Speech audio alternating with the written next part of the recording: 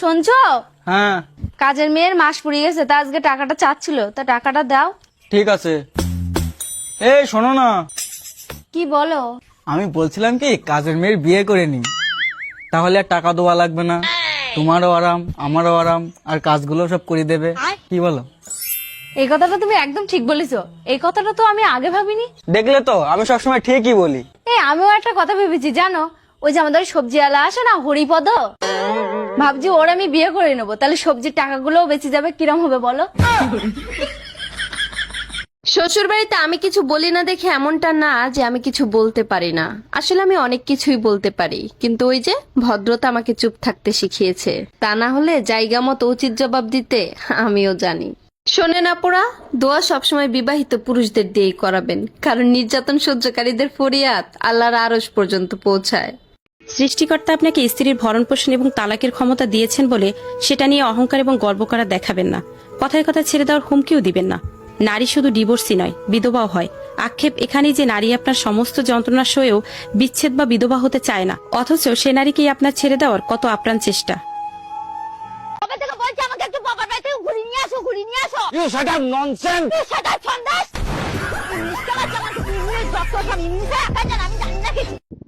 পুরুষ মানুষ প্রচন্ড ভালোবাসার কাঙাল হয়, এদেরকে আপনি ভালোবাসা দিবেন, আপনি যা বলবেন তাই করতে বাধ্য, কিন্তু যখনই একটু খারাপ ব্যবহার করবেন, তাদেরকে নিজের গোলাম বানিয়ে রাখবেন, তখনই দেখবেন পুরুষ কত প্রকারের।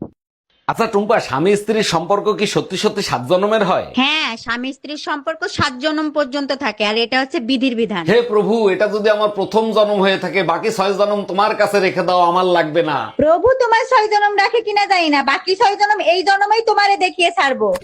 हम इसका पति है, हमको सिर्फ फांसी का सजा चाहिए। পুরুষের ধ্বংস তো সেদিন থেকেই শুরু হয় যেদিন থেকে সে পরনারীর ভেতরে সুখ খুঁজে পায়, পরনারীর সাথে কথা বলে আনন্দ পায়, তার জন্য বেহিসাব খরচ করে, কিন্তু স্ত্রীকে দোয়ানারও মূল্যায়ন করে না। ওইসব পুরুষের ধ্বংস অনিবার্য।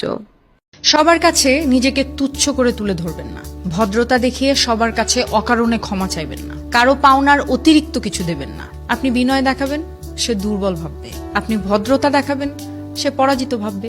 আপনি অতিরিক্ত দেবেন, সে এটাকে অধিকার ধরে নেবে। আপনি সেলফ রেসপেক্টের জন্য চুপ থাকবেন, সে আপনাকে ছোট ও অপরাধী ভাববে। আপনি নিজেকে ছোট করে তুলে ধরবেন, সে নিজেকে বড় ভাববে। বিনয়, ভদ্রতা এগুলো কেবল ব্যক্তি বুঝে পালন করতে হয়। ভুল মানুষের জন্য দেখিয়ে নিজের আত্মসম্মানে আঘাত লাগতে দেবেন না। যে মর্ম বোঝে তাকেই মূল্যায়ন করতে হয়। আমরা সবসময় ভুল মানুষকে মূল্যায়ন করি, এবং ভুল মানুষকে মূল্যায়ন করার কারণে আমাদের নিজেদের ব্যক্তিত্ব নষ্ট হয়। তারপর বলি, মানুষ এমন কেন?